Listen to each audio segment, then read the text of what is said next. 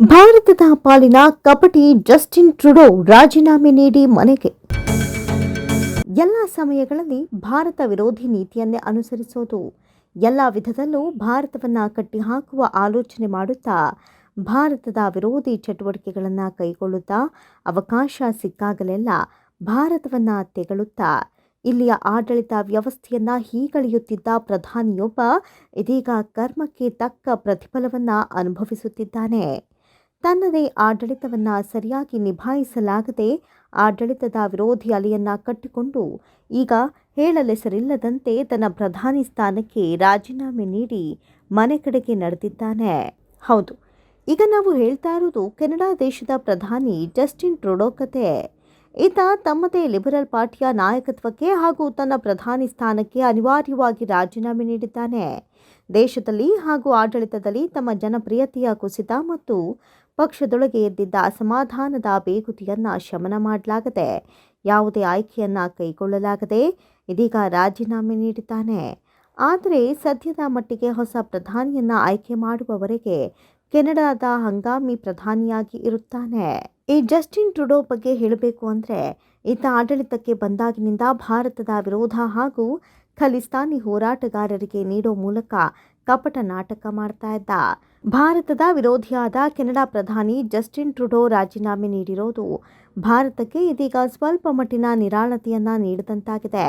ಈ Justin Trudeau ತಮ್ಮ ರಾಜೀನಾಮೆ ನಿರ್ಧಾರವನ್ನು ಒಟ್ಟಾವದಲ್ಲಿ ನಡೆದಂತಹ ಪತ್ರಿಕಾಗೋಷ್ಠಿಯಲ್ಲಿ ಪ್ರಕಟಿಸಿದ್ದಾರೆ. ತಮ್ಮದೇ ಆದ ಲಿಬರಲ್ ಪಾರ್ಟಿಯೊಳಗೆ ಇತ್ತೀಚೆಗೆ ಹೆಚ್ಚುತ್ತಿದ್ದ ಅಸಮಾಧಾನದ ಹೊಗೆಯನ್ನ ತಣ್ಣಗೆ ಮಾಡಲು ಸಾಧ್ಯವಾಗಲಿಲ್ಲ. ಕೇವಲ ಭಾರತದ ವಿರೋಧ ಮನಸ್ಥಿತಿಯನ್ನು ಹೊಂದುವ ಮೂಲಕ ಭಾರತ ವಿರೋಧ ಕ್ರಮಗಳನ್ನು ಕೈಗೆತ್ತಿಕೊಳ್ತಾ ಇದ್ದ ಟ್ರುಡೋಗೆ ಇದೀಗ ತಕ್ಕ ಶಾಸ್ತಿಯಾಗಿದೆ ಎಂಬ ಮಾತುಗಳು ಭಾರತೀಯರಿಂದ ಕೇಳಿ ಬರ್ತಾ ಇದೆ. ಭಾರತದ ವಿರೋಧಿ ಮನೋಭಾವ ಹೊಂದಿದ್ದ 2015ರಿಂದ ಅಧಿಕಾರ ನಡೆಸ್ತಾ ಇದ್ದ ಕೆನಡಾ ದೇಶದ ಪ್ರಧಾನಿ ಜಸ್ಟಿನ್ ಟ್ರುಡೋ ಅವರು ತಮ್ಮ ಪಕ್ಷವಾದ ಲಿಬರಲ್ ಪಾರ್ಟಿಯ ನಾಯಕತ್ವ ಸ್ಥಾನಕ್ಕೆ ಜನವರಿ 6ರಂದು ರಾಜೀನಾಮೆ ಸಲ್ಲಿಸಿದ್ದಾರೆ. ಅದರೊಂದಿಗೆ ಅವರ ಕೆನಡಾ ಪ್ರಧಾನಿ ಹುದ್ದೆಯೂ ಅವರ ಕೈ ತಪ್ಪಿದೆ. ಕೆನಡಾ ರಾಜಧಾನಿಯಾದ ಒಟ್ಟಾವದಲ್ಲಿರುವ ಪ್ರಧಾನಿಯ ಅಧಿಕೃತ ನಿವಾಸವಾದ ರಿಡ್ಯೂ ಕಾಟೇಜ್ನ ಮುಂಭಾಗ ಸುದ್ದಿಗೋಷ್ಠಿಯೊಂದನ್ನು ನಡೆಸಿದ್ದು ತಾನು ಪ್ರಧಾನಿ ಸ್ಥಾನಕ್ಕೆ ರಾಜೀನಾಮೆ ನೀಡ್ತಾ ಇರುವುದಾಗಿ ಪ್ರಕಟಿಸಿದ್ದಾನೆ. ಉತ್ತರ ಅಮೆರಿಕ ಖಂಡದ ವಿಶಾಲವಾದ ದೇಶವಾಗಿರುವ ಕೆನಡಾ ಜಗತ್ತಿನ ದೊಡ್ಡ ದೇಶ ಎಂಬ ಹೆಗ್ಗಳಿಕೆ ಪಡೆದಿರುವ ದೇಶದಲ್ಲಿ ಈಗ ರಾಜಕೀಯ ಬಿರುಗಾಳಿ ಎದ್ದಿದೆ. ಕೆನಡಾ ಅಮೆರಿಕದ ಗಡಿಯನ್ನ ಹೊಂದಿದ್ದು ಹಿಂದೆ ಇದು ಬ್ರಿಟಿಷರ ವಸಾಹತುವಾಗಿತ್ತು. ಇಷ್ಟೆಲ್ಲ ದೊಡ್ಡದಿರುವ ದೇಶದಲ್ಲಿ ಜನಸಂಖ್ಯೆ ಮಾತ್ರ ತೀರಾ ಕಡಿಮೆ. ಅಬ್ಬಬ್ಬಾ ಅಂದ್ರೂ ನಮ್ಮ ಕರ್ನಾಟಕದ ಜನಸಂಖ್ಯೆಗಿಂತ ತೀರಾ ಕಡಿಮೆ ಎನ್ನಬಹುದು. ಅದರಲ್ಲೂ ಈ ಕೆನಡಾ ದೇಶದಲ್ಲಿ ಪ್ರಪಂಚದ ಬೇರೆ ಬೇರೆ ದೇಶಗಳಿಂದ ವಲಸೆ ಬಂದವರೇ ಇಲ್ಲಿ ಹೆಚ್ಚಾಗಿದ್ದಾರೆ. ಇಲ್ಲಿ ಪ್ರಮುಖವಾಗಿ ಬಹುಸಂಖ್ಯಾತರಾಗಿ ಭಾರತದ ವಿರೋಧಿಯಾಗಿರುವ ಖಲಿಸ್ತಾನಿಗಳೇ ಹೆಚ್ಚಾಗಿದ್ದಾರೆ. ಕೆನಡಾದಲ್ಲಿ ಈ ಖಲಿಸ್ತಾನಿಗಳೇ ಎಲ್ಲದರಲ್ಲೂ ನಿರ್ಣಾಯಕ ಪಾತ್ರ ವಹಿಸುತ್ತಿದ್ದಾರೆ. ಹೀಗಾಗಿಯೇ ಸಂಸತ್ನಲ್ಲಿ ಈ ಜಸ್ಟಿನ್ ಟ್ರುಡೋ ನೇತೃತ್ವದ ಲಿಬರಲ್ ಪಾರ್ಟಿ ಅಧಿಕಾರವನ್ನು ರಚಿಸಲು ಸಂಖ್ಯೆ ಕಡಿಮೆ ಬಿದ್ದಿದ್ದಾಗ ಬೆಂಬಲವಾಗಿ ನಿಂತಿದ್ದು ಕೂಡ ಇದೇ ಖಲಿಸ್ತಾನಿಗಳು. ಖಲಿಸ್ತಾನಿಗಳ ಪಕ್ಷ ಎನ್ಡಿಪಿ ನಾಯಕ ಜಗಮ್ಮಿತ್ ಸಿಂಗ್ ಟ್ರುಡೋಗೆ ಬೆಂಬಲ ನೀಡಿದ್ರು. ಹೀಗಾಗಿ ಈತ ಯಾವಾಗಿದ್ರೂ ಖಲಿಸ್ತಾನಿಗಳಿಗೆ ಬೆಂಬಲ ನೀಡುತ್ತಾ ಭಾರತ ವಿರೋಧಿ ನೀತಿಗಳನ್ನು ಹೆಚ್ಚಾಗಿ ಕೈಗೊಳ್ತಾ ಇದ್ದ.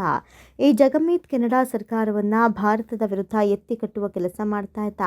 ಅವರು ಹೇಳಿದಂತೆಯೇ ಈ ಟ್ರುಡೋ ಭಾರತ ವಿರೋಧಿ ನೀತಿ ಅನುಸರಿಸ್ತಾ ಇದ್ದ.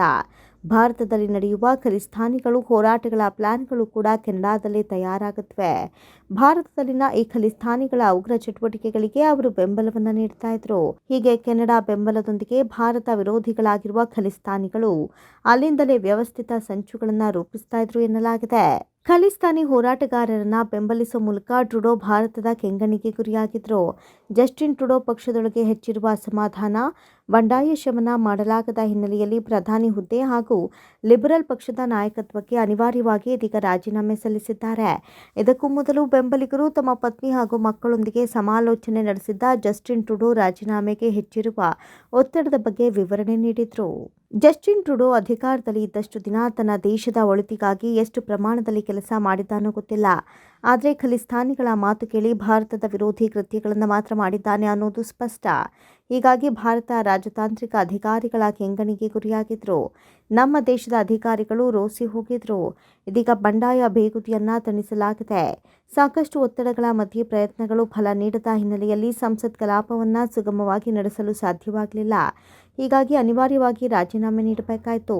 ಭಾರತ ವಿರೋಧಿ ಹಾಗೂ ಖಲಿಸ್ತಾನಿಗಳ ದಾಳದಂತೆ ಕುಣಿಯುತ್ತಿದ್ದ ಜಸ್ಟಿನ್ ಟ್ರುಡೋ ರಾಜೀನಾಮೆ ನೀಡಿದ್ದು ಒಟ್ಟಾರೆ ಭಾರತಕ್ಕೆ ಸ್ವಲ್ಪ ನಿರಾಳತೆ ನೀಡಿದೆ. ಆತ ಮಾತ್ರ ಮಾಡಿದುಣ್ಣೋ ಮಹಾರಾಯನಂತೆ ಇಂಗು ತಿಂದ ಮಂಗನಂತಾಗಿದ್ದಾನೆ ಅಂದರೆ ತಪ್ಪಾಗಲಾರದು.